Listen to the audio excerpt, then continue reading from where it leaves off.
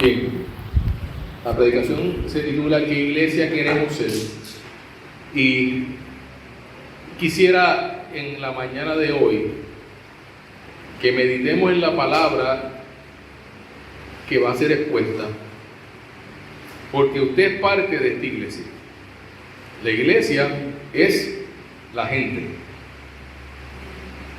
Si la gente está en el pensamiento adecuado, si la gente está alineado y cercano del Señor, entonces la iglesia se va a ver como una iglesia que está cercana al Señor.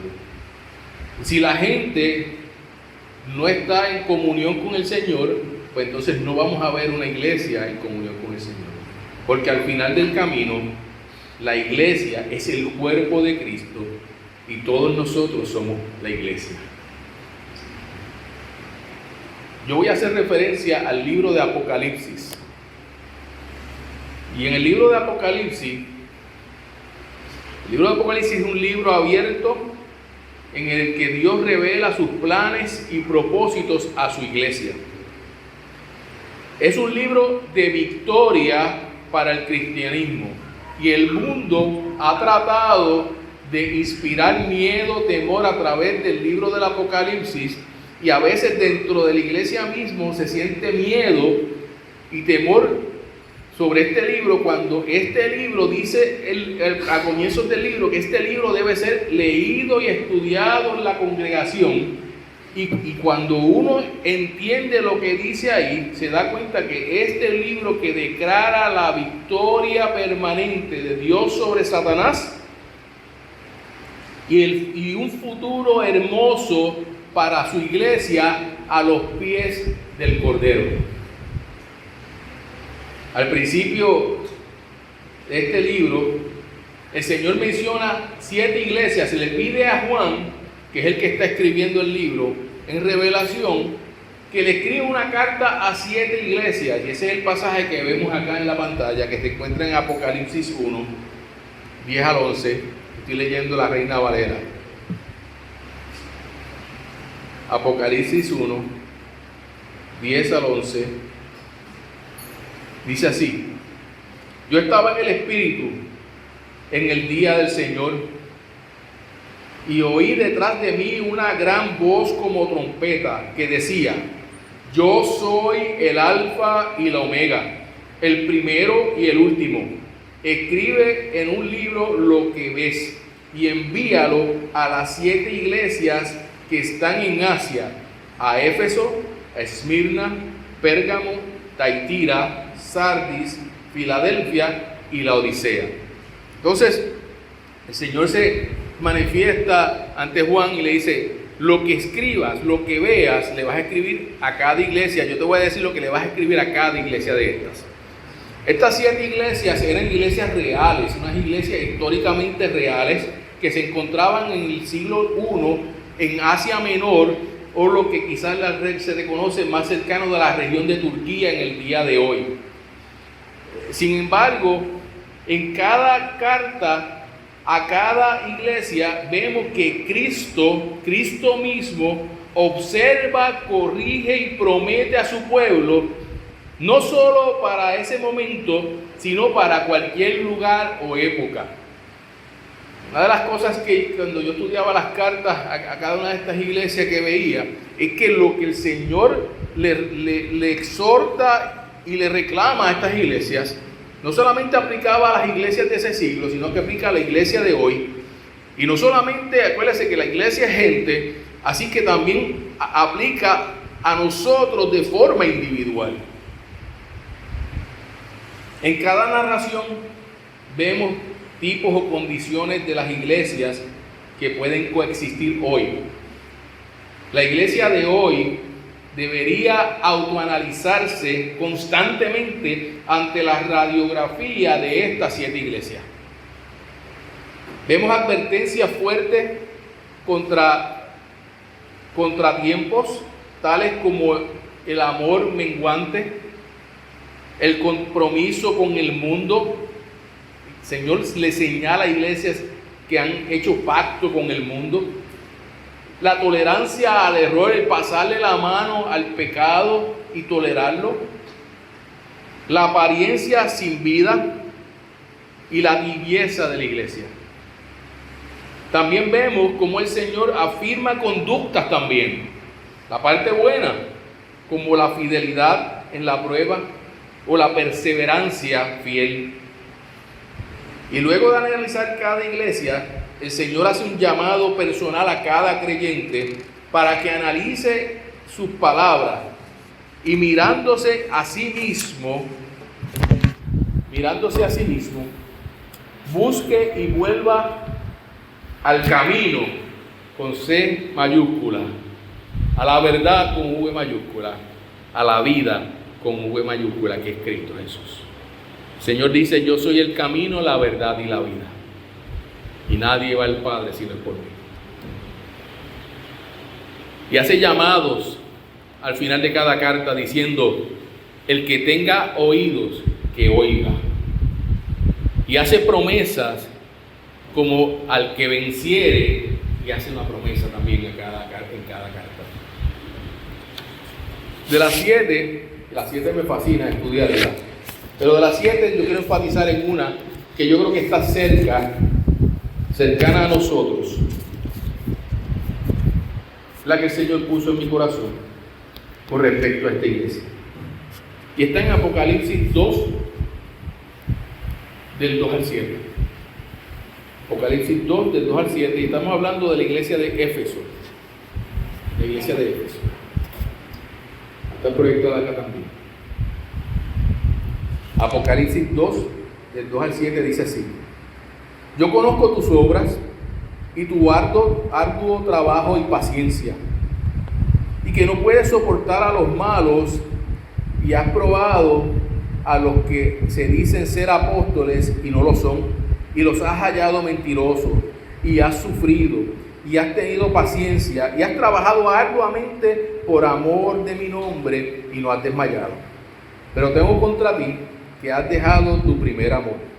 Recuerda, por tanto, de dónde has caído, y arrepiéntete y haz las primeras obras, pues si no, vendré pronto a ti, y quitaré tu candelero de su lugar, si no te hubieses arrepentido.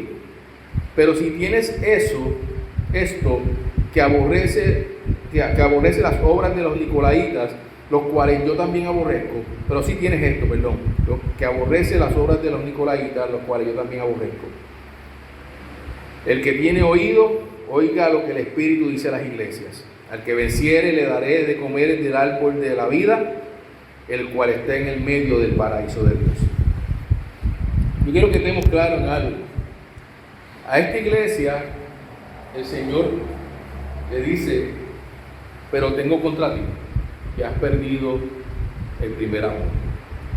Y cuando digo que lo relaciono a esta iglesia, no es porque nosotros hayamos perdido el primer amor, es que nosotros estamos en el primer amor. Estamos en el entusiasmo de una nueva obra, y yo lo que quiero traer es un mensaje de advertencia, de que no lo perdamos, de que nos mantengamos alimentando la llama de este primer amor, que no permitamos que los afanes de la vida, que las estructuras a veces impuestas por tradiciones, apaguen esa llama. Fíjate todo lo bueno que menciona de ella: trabajo arduo y fiel. Cuando dice tus obras y tu arduo trabajo, la perseverancia bajo presión, porque te han tenido paciencia y han sufrido y no han desmayado. La pureza moral, porque no pueden soportar a los malos. El discernimiento, porque probaron a quienes decían ser apóstoles y los hallaron mentirosos. La lealtad al nombre de Cristo, porque trabajan en su nombre. El rechazo del error práctico, porque aborrecen las obras de aquellos que no le sirven al Señor, como los nicolaítas. La iglesia cumplía con todo esto. Sin embargo, en cada una de estas cartas, a excepción de una de ellas, de una de las iglesias, siempre hay un punto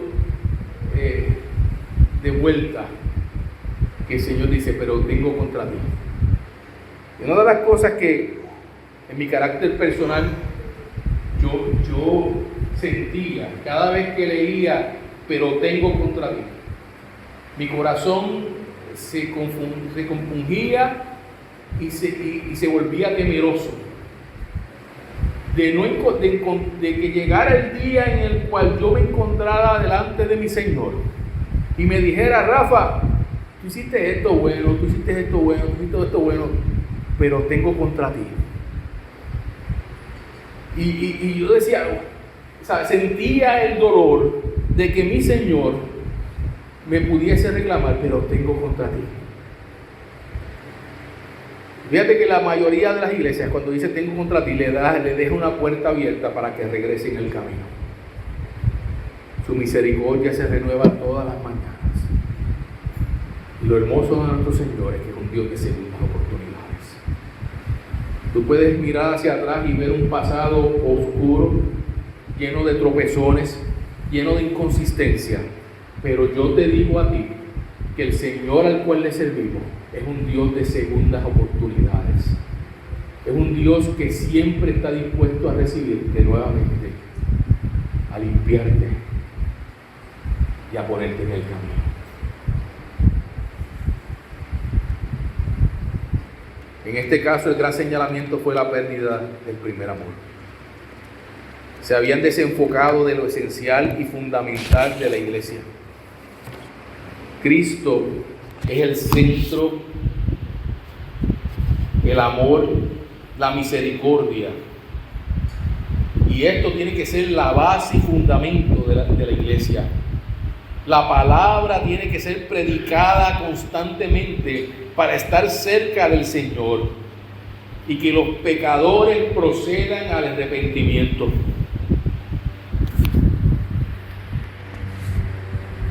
La gente no viene a la iglesia porque yo le caigo bien.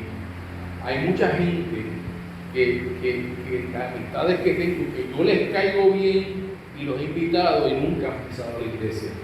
Me siguen queriendo, nos seguimos viendo, nos seguimos apreciando, pero la gente no viene a la iglesia porque yo le caiga bien.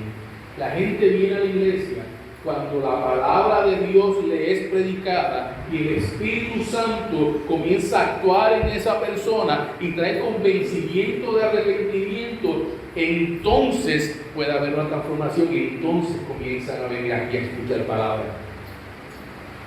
Es el Señor el que llama. Yo puedo tener 1000 estrategias humanas para que la gente venga a la iglesia, pero se trata de Dios, se trata del Señor. La alianza de factores está en su primer amor. Gloria a Dios por eso. Cada vez que pienso en eso, se me saltan las lágrimas, porque leo lo que la iglesia primitiva hacía y cómo se comportaba, y veo muchas cosas aquí. Eso es parte de la experiencia de plantar una iglesia. Hoy compartimos nuestras cosas libremente. Yo no tengo que rogarle a ustedes que traigan algo o aporten algo. Al contrario, yo he sentido de ustedes el deseo de dime qué traigo, pídeme, yo estoy ahí. Nos visitamos los unos a los otros, nos ayudamos los unos a los otros. Estamos dispuestos a sacrificar al sacrificio de montar y desmontar la iglesia todos los domingos, a pasar este calor que estamos pasando hoy y a sacar de nuestro tiempo para servir a la comunidad. Sudamos recogiendo las hojas del almendro, ¿verdad que sí? Pero lo hacemos con gusto, compartiendo los unos con los otros, porque el Señor está por encima de todo. Creo que es pertinente que ante tal advertencia seamos celosos de no perder este primer amor. Nunca permitamos que el crecimiento en número de personas, que el movernos a un lugar más cómodo o el aumento en los ministerios y responsabilidades nos desenfoquen de la pasión que hoy sentimos por el llamado al servicio del Señor. Siempre miremos el primer amor y mantengamos la llama ardiente, resaltando el nombre de Jesucristo. Mantengamos la llama ardiente, amándonos los unos a los otros, tolerándonos los unos a los otros, por amor a Cristo. Y que al servir los ministerios y cuando surjan las estructuras, estas no estén por encima de Cristo. Yo voy a hacer un recorrido sobre las estructuras tradicionales de las iglesias y establecer claramente las expectativas. Yo he estado en ministerios musicales casi toda mi vida. Que me conoce desde mucho sabe que eso ha estado bien cercano a mí.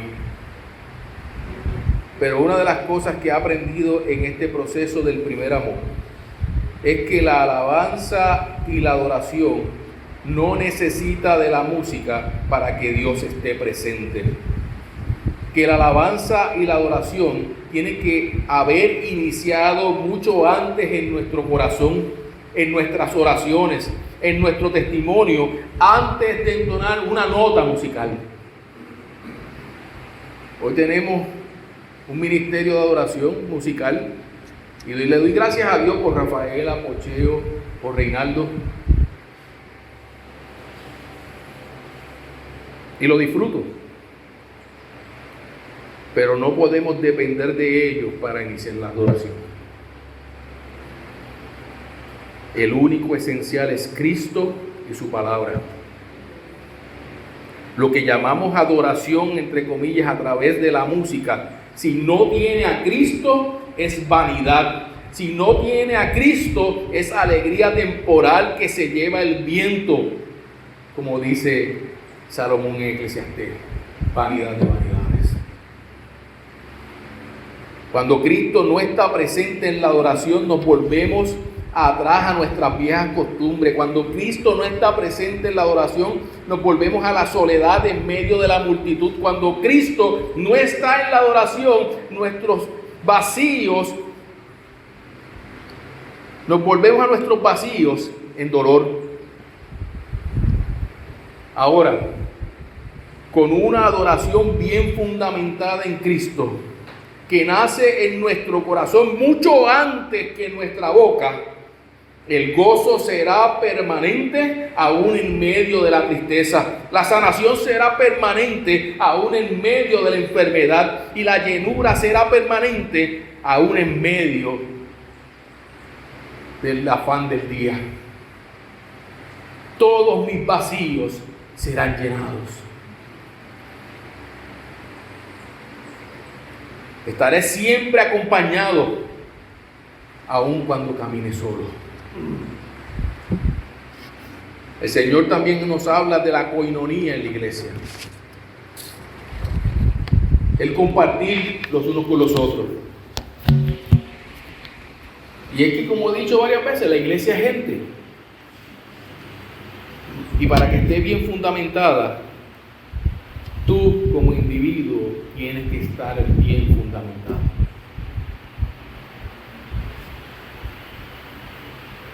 A la comunión con Dios y entre los creyentes. A compartir y disfrutar del compartir. Hoy, cada vez que entra una persona por esa puerta, los testimonios dicen que se sienten amados y ministrados. Quiero leer un texto que me envió el pastor Frankie Ramos cuando vino a visitar la iglesia y yo no estaba porque estaba de viaje. Le escribí que lamentaba haber no estado acá para recibirlo. Y él me escribió esto: fuimos bienvenidos, amados y ministrados. ¿Qué más se puede pedir de una iglesia? Y me escribe más adelante: o sea, el pastor no hizo falta. Y yo le dije: amén. Qué bueno que el pastor no hizo falta. Entonces es iglesia, porque el que importa estaba. Cristo, solo Cristo. Cristo, solo Cristo. Esto es parte del primer amor. Pero también he vivido tiempos en que las iglesias se ven fraccionadas por pequeños grupos sociales que a veces incluimos gente y a veces no. En este tiempo hemos aprendido a que el amor está por encima de todo. Cuando el Espíritu de Dios está en control, todas las barreras caen. Entonces, cuando el Espíritu de Dios está en control, somos capaces de vernos en igual condición y necesidad del mismo Señor. Entonces, dedico tiempo a conocer a los otros, conocer en los otros sus capítulos de la vida. Yo siempre he dicho, la vida de una persona es como un libro.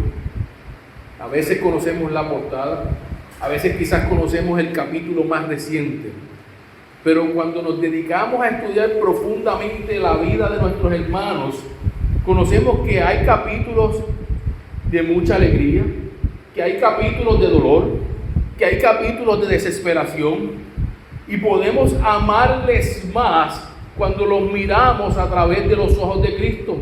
Entonces aprendemos a mirarlos con misericordia, aprendemos a mirarlos con compasión, sabiendo que al igual que yo, tiene capítulos que quisiéramos arrancar de nuestras vidas, pero son los capítulos que también nos han formado y han fortalecido nuestras piernas para permanecer de pie.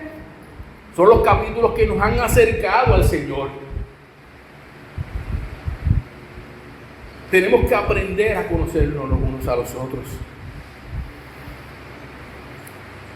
Y en este proceso,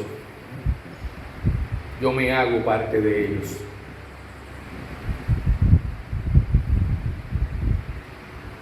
Si hoy falta alguien en la iglesia, hoy, ¿verdad? En una iglesia pequeña como esta, falta alguien en la iglesia y todos nos damos cuenta y todos nos preocupamos. ¿Qué le habrá pasado a fulano? ¿Qué le habrá pasado a mengano? Que no perdamos eso.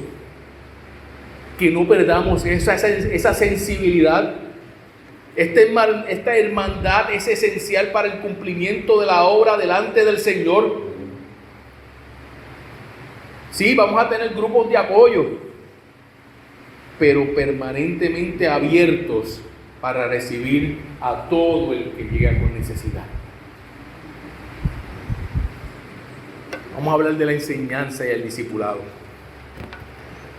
Hoy tenemos hambre de conocer más la palabra.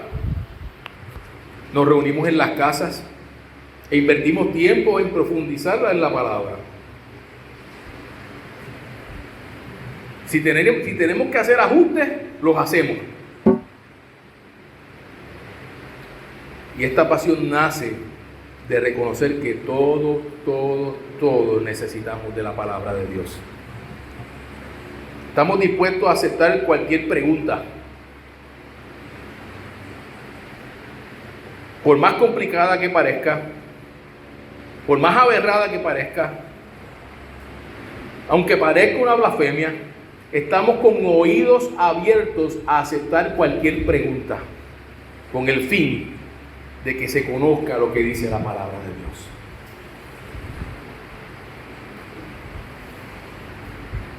Esto lo pone el Señor en el corazón. Recuerdo los momentos que quizás hace unos cuantos años atrás Alguien me hacía una pregunta y antes de yo contestar lo condenaba. ¿Pero por qué tú preguntas eso? ¿Por qué tú no te das cuenta de esto? No. Hoy estamos obligados a mantener el canal de comunicación abierto y con amor recibir todas las preguntas y con amor responderlas, dejando que sea el Espíritu el que hable a la vida y no nosotros con artimañas humanas.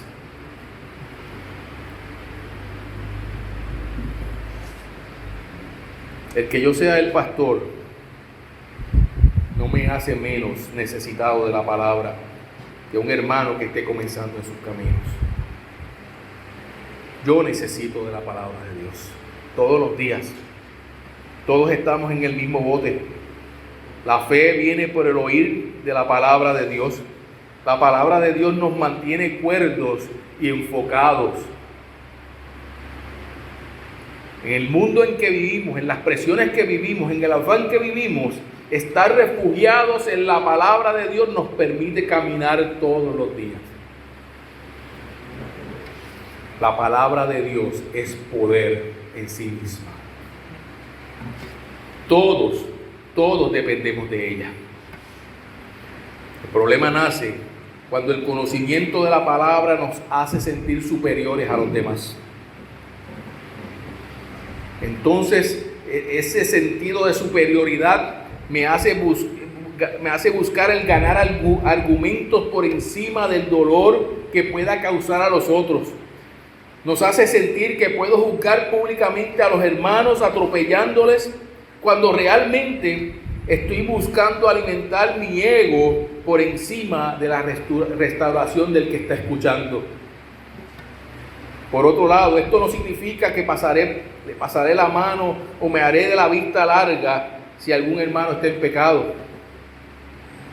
Esto significa que me comprometeré a orar por ellos, a estudiar la palabra con ellos y a vivir el evangelio con ellos. Que le pediré al Espíritu Santo, quien es realmente el que transforma las vidas, que haga la obra en ellos. Que nunca olvidemos que hubo un momento en nuestras vidas que no le conocíamos y alguien nos enseñó.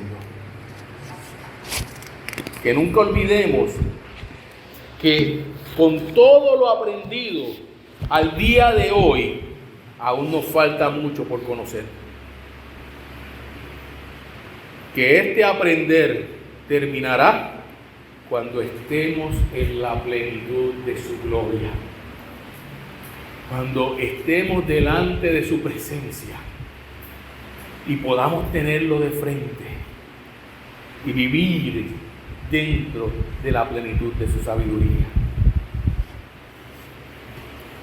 Finalmente, no podemos cometer el error de encerrarnos en la comodidad de un buen templo para sentarnos a esperar a que la gente llegue mientras nos entretenemos nosotros mismos. Ese es mi gran temor.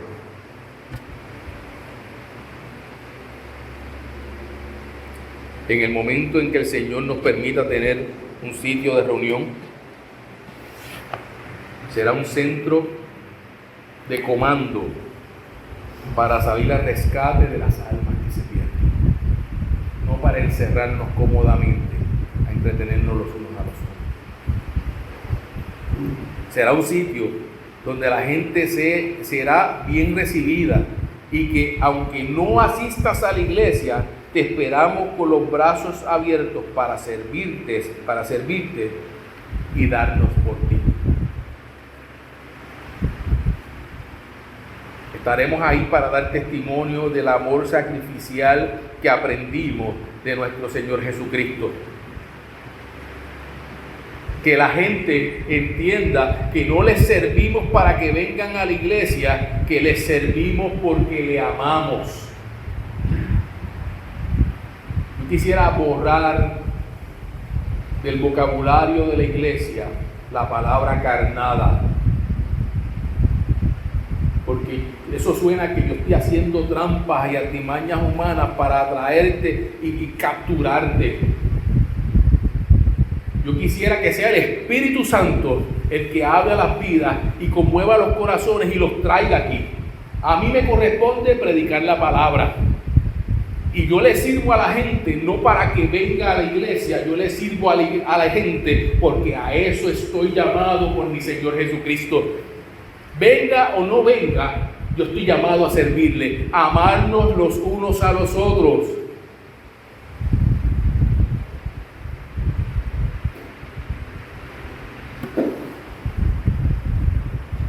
Gloria a Dios. Que la gente entienda que estamos aquí porque les amamos. Que nosotros entendamos que nosotros no convertimos a nadie. Nosotros no cambiamos a nadie. Es el Espíritu Santo el que hace el cambio en las vidas. Que entendamos que primero tenemos que aprender a escuchar a los necesitados antes de hablar. Tengamos la capacidad de, antes de disparar un consejo, antes de disparar un versículo, de sentarme y escuchar el dolor de los demás. Y que cuando nos toque hablar, antes de hablar, le pidamos al Espíritu Santo que hable a nuestros corazones y que nos permita hablar con su voz y no con la sabiduría humana. El evangelizar no es un ministerio.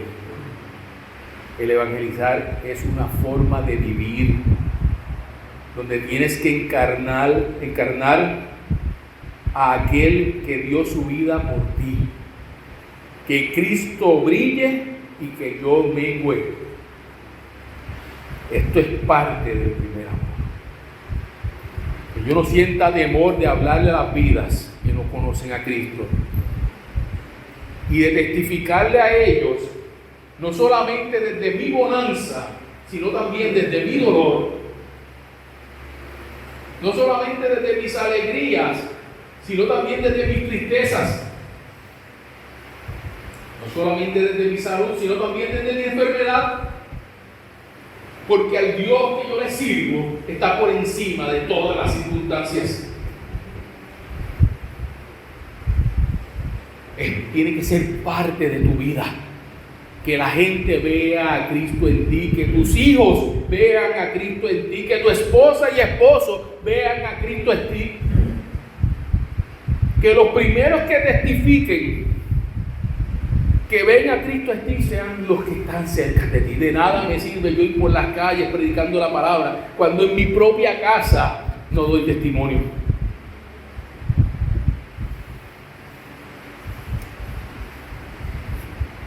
Amada iglesia,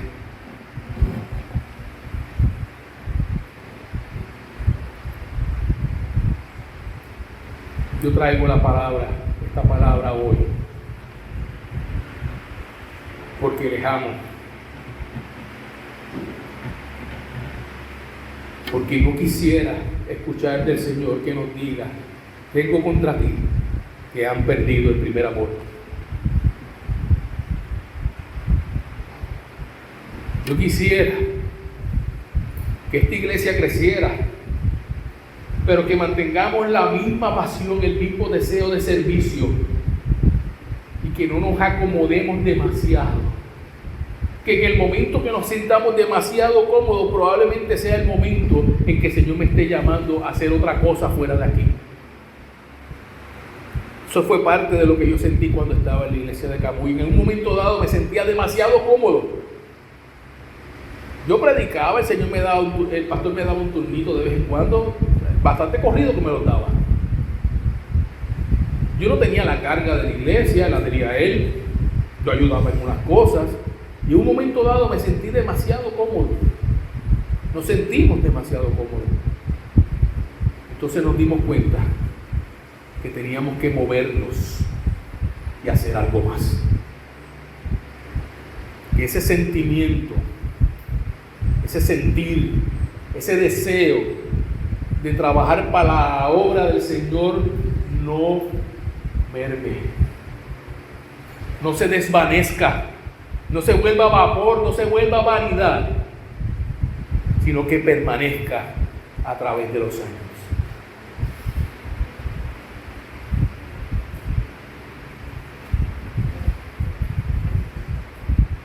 Te hago un llamado, iglesia,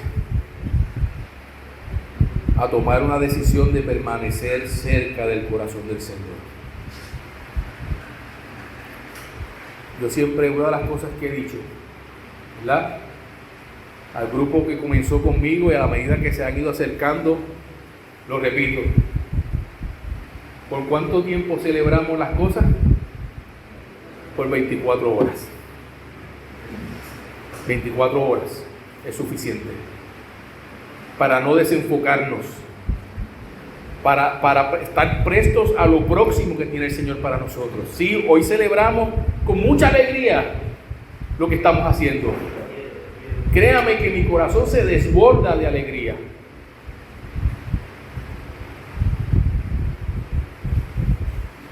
Pero mañana, a esta misma hora, estaremos buscando qué es lo próximo que tiene el Señor para esta iglesia. Y en algún momento me responderán, me van a llamar al distrito, me van a entrevistar, yo contestaré las preguntas. Y en algún momento yo tengo la seguridad que la acreditación va a llegar. Celebraremos por 24 horas. Pero no nos quedaremos sentados.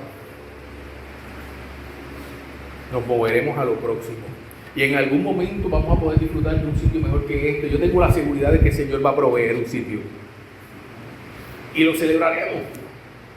Pero a las 24 horas nos preguntaremos: ¿y ahora qué?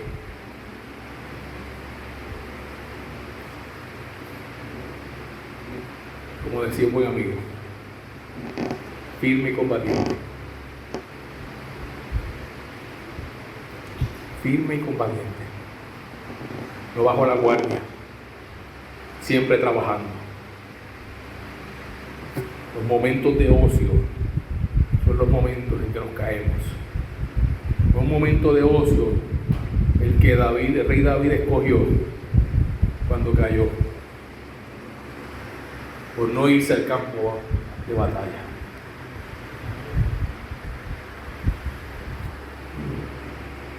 Estamos llamados, te hago un llamado a que las cosas hermosas que hemos vivido en este tiempo no se desvanezcan entre tradiciones, programas y estructuras. No quisiéramos encontrarnos con la voz del Señor diciendo: pero tengo contra ti, cuando hemos ya sido advertidos. Yo te llamo, iglesia, a que avivemos el fuego del primer amor y busquemos que esta iglesia permanezca cerca del Señor. Amada iglesia, damos gracias a Dios por todo lo trabajado en su obra en estos tiempos pasados. Pero hoy, escuche bien, hoy Dios nos ofrece una esperanza. La esperanza de que el plan de Dios para nuestro futuro es mayor que nuestros recuerdos de los ministerios pasados. Sí, miramos atrás y vemos con alegría lo que pasó, pero lo que el Señor tiene adelante es mucho mejor. Es mucho mejor. No nos quedamos dormidos en la nostalgia de lo que pasó, sino que busquemos agresivamente cuál es la próxima victoria que el Señor tiene para esta iglesia. Amados hermanos, ustedes son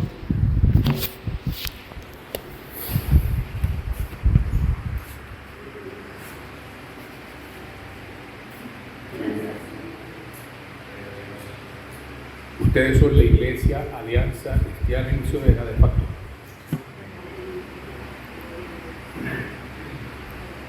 Ustedes, corazones temerosos del Señor, que vienen con expectativas de vivir una vida plena en Cristo.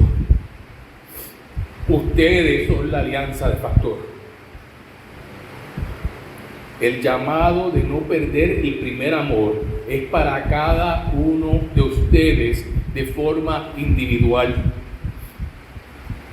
Ustedes son los siervos y siervas que el Señor ha escogido para su obra. Y Dios no se ha equivocado. Tú podrás pensar, yo no. Sí, tú sí. Dios te trajo aquí con un propósito. Dios te trajo aquí con gran propósito. Y Dios no se equivoca. Dios no se equivoca. Nosotros somos los que nos equivocamos y apartamos nuestra mirada del Señor. Solo le pido al Espíritu Santo que ponga el sentido de urgencia. Escucha bien, que ponga el sentido de urgencia en tu vida para que entregues pronto aquello que impide que estés en comunión con Él y disfrutes plenamente del amor inamovible de nuestro Señor Jesucristo. Todos tenemos áreas que rendir. Todos tenemos cosas que entregar. Pide al Espíritu que hable a tu vida y entregues lo más rápido posible aquello que tú sabes que el Señor te está llamando a entregar hace rato.